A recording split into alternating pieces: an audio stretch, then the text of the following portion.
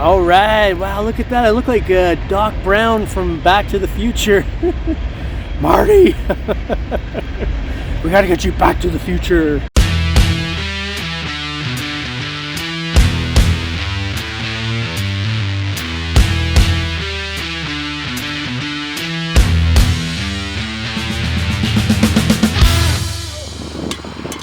Come on, really? Who does that? All right, hey everybody, Pop Can Dan. I am back. This is my buddy Lance, the farmer. This is his property. I've got in front of his house over there. I've got a couple of coppers, a couple of KGs in that field, all kinds of relics. This was where the cabin site was from the late 1700s. I got a couple of cool relics out of here. The only problem was this field was nothing but corn stalks, man. You know, like how they're cut, you know, like the corn stalks. And so I never really got a fair shake in here because I came here in the spring and all the corn stalk, all the corn was cut, but the stalks were still there. So you never really get a fair shake when there's corn stalks. He sent me a text message. He says, Dan, I just flattened it all out like a dance floor. He said, I'm putting in, the beans are going in. He said, but if the beans go in before you get here, don't worry about it. He said, it's good until until they start to grow, you're still good to maneuver around. And I'm like, how nice is that, man? When the farmer texts you to tell you this stuff, man. I'm going in. I want to see what I get. I'm so excited. All right, first signal, first hole. Here we go. All right, and just like that, on my second turn, I've already got a relic that I missed because of the corn stalks. This is exciting stuff, man. And this was a good signal too. It was like high 30s into the 40s, touching the 40. I'm like, yeah, man. And check this out. Yeah, so right there where that pole is, there you see there's a box. That's actually a well that's covered up. So, and the house was allegedly right, or the cabin was allegedly right here. So, yeah, now that it's flat, man, we're gonna get some stuff here. And look at this. How about that? That was missed because of the corn stalks. But now I got it. Ha ha ha! Yes, sirree. Okay, this was a great signal, but I don't know what it is. I don't know if it's old or new. Then again, it's light, so it feels like maybe it was like aluminum or something. I don't know. My guess is it might be new, but anyhow, there it is. All right, friends, Romans, countrymen, lend me your ears. I think I got a good signal there. That tractor up there, when he turns around and comes back, I'm gonna have to move my truck. I think he's cutting the ditch, so. Anyhow, listen, man, there was a pretty decent signal here. I think it was like mid to high 30s. And folks, here's what I got. You guys take a look. Just let's talk about the big word preliminary examination before I clean it off. I'm thinking this is a parasol for an oldie umbrella. That's what I'm thinking it is. Let's have a look. I could be wrong. And folks, Uncle Dan's not right about a lot of stuff, especially out in the field. And I do apologize. A lot of times you're going to see me, I try to identify something out in the field and I'm saying, yeah, look at this. And then I find out, I look at it later on, I'm like, no, it's not. What was the big one I did not too long ago? And I felt, it was a button. It was a flat button. It was a one-piece flat button. And I called it, it was the same field where I got all the golf balls. And I said, yeah, look at this beautiful two-piece button. And I didn't realize till I was putting a video together. I'm like, oh, people are going to go, this guy's an idiot. But anyhow, I'm right about this one. It is actually, in fact, a parasol to an old umbrella, folks. That's what we got right there. Yeah, baby, yeah! Okay, just came on the south side of the well. And I started up by the road again here, just doing my turns. And I'm still on my first run here. I'm about 30 feet in. And I got a honker of a signal. I was like, what's that? And I was kicking it around. I couldn't see it. And then, look at that. It was right there. Pretty much on the surface. Wow. Okay. Now I got a spoon, a fork. I just need a knife, man. Just need a knife. Ha ha. All right, just south of the well, that big rusty box there, that's the old well. This is the third one I've got south of the well. The third harmonica reed south of the well. Sounds like maybe an old blues song, eh? South of the Well. Anyhow, you know my joke. People call them dad jokes. I call it a Dan joke, not dad, but Dan joke. You know what they say when you find these? Been some serious jamming going on out here. And then of course I always follow it up with, you know what I'm gonna find next? Probably an old Fender guitar.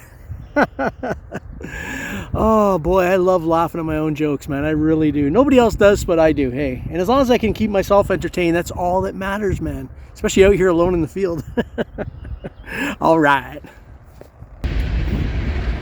All right. Wow, look at that. I look like Doc Brown from Back to the Future. Marty. We gotta get you back to the future. Anyways, Back to the Future. I'm looking for stuff from the past. And I think I just found it right here. I think I got myself a dog tag. Yeah, baby, yeah. So I changed locations from the log cabin field over to here. Yeah, the log cabin, that was tough, man. I got a couple of things I'm quite happy with, but I was telling Lance, landowner's wife, Diana over there, and I was telling him, I said, you know, there has to be at some point somebody got in that field, man, and was ripping her through there with a detector, because I'd be finding a lot more stuff than I did, especially with the field like this. Like if you look at, this is what it's like over there. It's just like a dance floor. But I came back over here in front of the house, my favorite spot, and same thing. He put the dirt right down to the floor, and so I'm able to find some signals I maybe couldn't get before. I think I got a dog tag already. So check this out. Yeah, man, it was a good signal. It really was. I couldn't say no to it. Look at that. That's a dog tag. That's a house. Obviously, that's where the clip went, or the chain, where it clipped onto the doggy. I gotta see, just wet it, see if I can get a date or something off it, or maybe a dog's name or something. Yeah, there we are. Dog tag, 1951, number 608. Who knows where number 608 went? Maybe they're still running today. 1951, that's a nice little year. Just gives me an excuse to run back to the landowner just to show him this while he's still here. I think he's still loading up back there, so I think he'll like this. This is pretty cool. It's probably his father's dog or something like that. All right, so I'm on my last row here. Well, kind of. I only done half. I got to do the back half over there after, but so I'm coming right along the grass here, and I just got a killer signal. Pop my ears, man. And we got ourselves a little spoon bowl. Little spoon bowl with, I don't know what happened there, but somebody's really hungry. Took a bite out of it. There you go. Hey, man, history's still coming up on this property.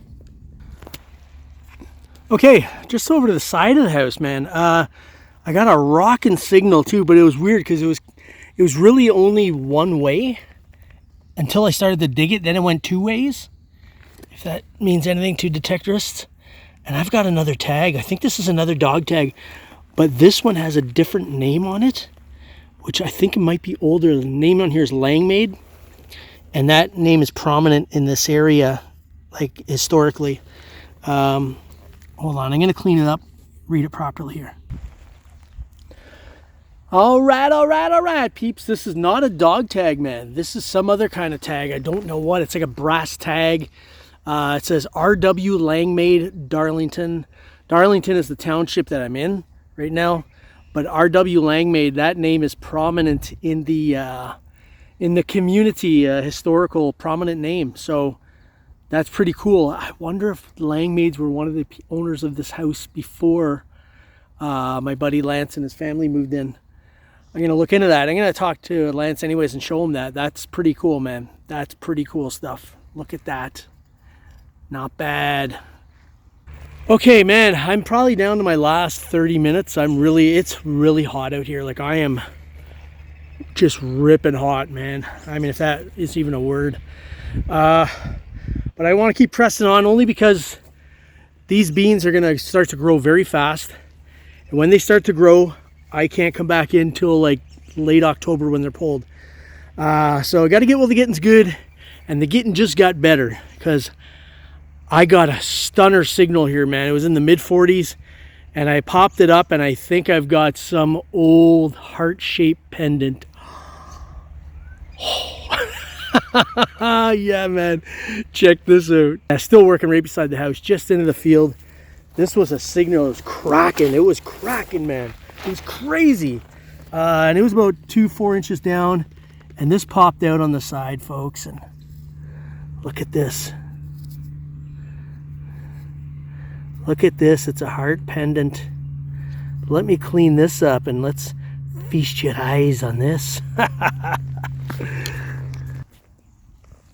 Oh yeah, baby. Feast your eyes. Feast your eyes on this. It is a lock. It does open. I mean, it doesn't. It's meant to open, but I'm not going to try to open it. But wow, this is old, man. Haha, this is old. Okay, in front of the old Victorian house, 1830. What a find. What an absolute stunner of a find, man. Heart-shaped locket that opens up, but like I said, I'm not going to open it. I tried to open that makeup case at the last place I was at and it broke in half, so we'll just leave whoever's in there, their photo in there, if there is a photo in there. But that is such a nice find. Oh, my cup runneth over, man. Just incredible. That's why I do this stuff, man. That's why I do it. All right, hey everybody, Pop Can Dan. I am done. I am done. I am toast. I am just exhausted, man. I put five and a half hours, I think I just put in there, and I mean, I was non-stop, man. I didn't even take a break. The only time I took a break was to show the landowner something, but that was it. Just exhausted, man. Anyhow, listen, enough of me crying. What a day, what a day. So to break it down, the landowner, Lance, texted me and he said, hey, I flattened all the fields out, but it's only for a very small window. I'm putting the beans in, so you might want to come out. So I said, all right. So I came out this morning, and pretty much I think this is the only day I can do it. After that, once they start growing, once they sprout, I can't be popping holes around them and stuff. But he was nice enough. He said, no, you come out, man. He goes, it's a perfect time. And I came out. I did most of that front field.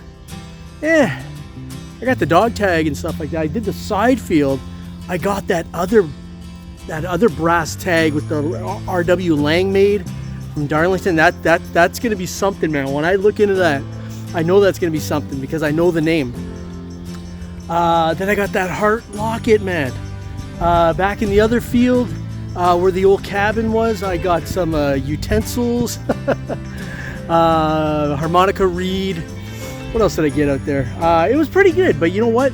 I did say to Lance, the landowner, I said that I strongly believe, because it's so far over in the field over there by the road, and people, all you have to do is look on the, the 1877 map, and there was a house there.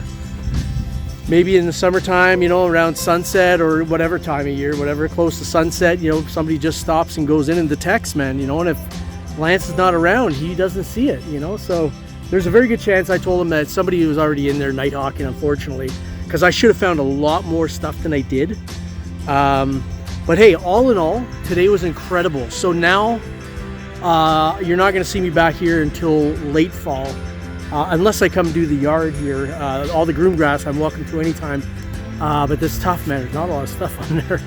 So you probably won't see me back here until the fall, but when the beans come out in the fall, it's still going to be a dance floor. All the fields are going to be like a dance floor, nice and flat. I can still hit it then.